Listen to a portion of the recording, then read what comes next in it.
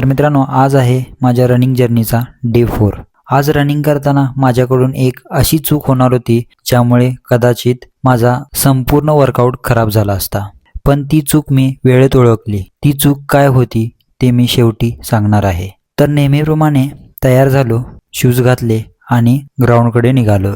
खरं तर आज दिवसभर स्टडी करून रनिंगला जायचा मूडच नव्हता। शरीर थोडं जड झालं होतं, पण एक गोष्ट लक्षात आली, मोटिवेशन कायम नसतं, पण डिसिप्लिन कायम ठेवता येतं। म्हणून मी जास्त विचार न करता ग्राउंडकडे निघालो। तिथे गेल्यावर मी सर्वात आधी 10 मिनिटं वॉर्मअप केला। आधी मला वाटायचं वॉर्मअप म्हणजे टाइमपास आहे, पण आता समजतंय की रनिंगची खरी सुरुवात वॉर्मअपनेच होते। आपलं शरीर अचानक धावण्यासाठी बनलेलं नसतं, त्याला आधी तयार करावं लागतं।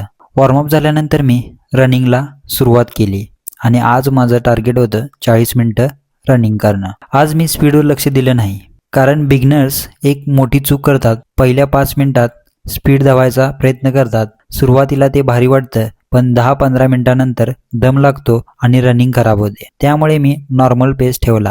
रनिंग करताना अजून एक गोष्ट लक्षात आली, खूप लोकांना वाटतं रनिंग म्हणजे फक्त पायाची ताकद, पण खरं तर रनिंगमध्ये श्वास कसा घेतो, शरीराची पोझिशन कशी आहे, हाताची मुवमेंट कशी व्हायला पाहिजे, या गोष्टी सुद्धा खूप महत्त्वाच्या आहेत। मी हळूहळू या सगळ्या गोष्टी शिकलो आहे आणि तुम्हाला देखील सांगतोय।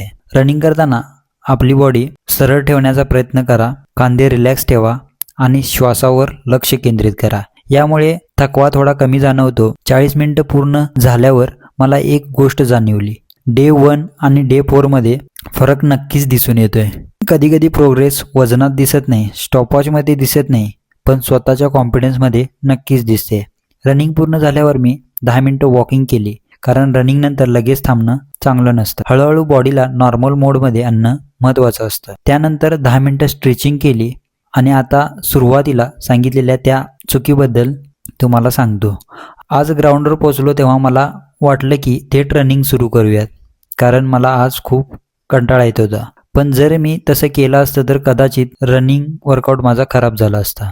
म्हणून मी स्वतःला थांबवलं, आधीच वॉर्मअप केला। कधी कधी प्रोग्रेस म्हणजे जास्त मेहनत नाही, तर योग्य गोष्ट करणं असतं। Day 4 complete. उद्याच्या डे 5 मध्ये मी रनिंगसोबत अजून एक गोष्ट जोडणार आहे, जी माझ्या फिटनेस जर्नीमध्ये महत्त्वाची भूमिका बजावणार आहे। पाहूया उद्या काय होतंय। See you on day 5।